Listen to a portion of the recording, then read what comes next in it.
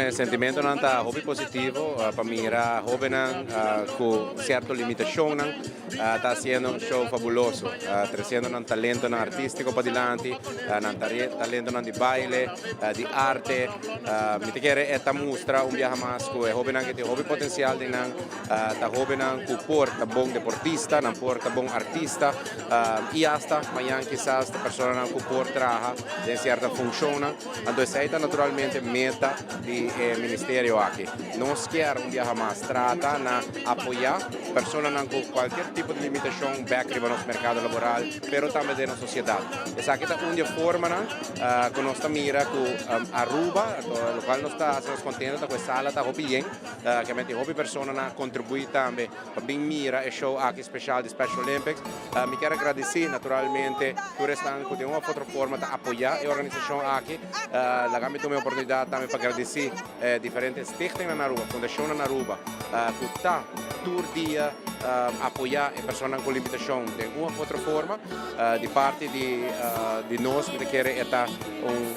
apoio que nós também recebemos fora diferentes stichtingen aqui e de caso a noite um dia mais talento aqui está agora desplegar riba cenário aqui na Casa Cultura e está honor para a mim como ministro da social ter presente e presenciar com a Dacia aqui. Ano passado nós tivemos um show de mama, na mei, em 2 dias de show, e era hobby concentrado em baile. E este por mim show, com nosso serviço, com nosso público, com nossos clientes, e os deportistas, a maioria atleta, e o qual nós então ano passado, com um show tremendo.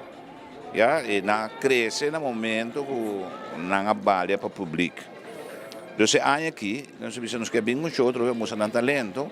pero é muito que não me interessa mensagem. Então, se vai aqui show de noite, tem hobby mensagem que não atrese é maior não pessoa não que não para pessoa especial só, pero para tour por na rua escola não caminha com a situação de muito tá na casa, já agora muito tá chega mal bem, zundra e frau e não que escuta, então e frau diz não é da mal que já me escola se na casa, bom aqui é passa dentro, já muito tá pega sonho. Essa é uma mensagem que sua situação na casa também está conta, é muito importante no momento que não pode cumprir cubo. Outra mensagem é de bullying e tentamento que para anos acaba me pura na rua, para uma visão que pode brincar contra a gente, está assistindo na rua, está assistindo dentro da escola e está agora tapar. E não está bem na superfície e aqui não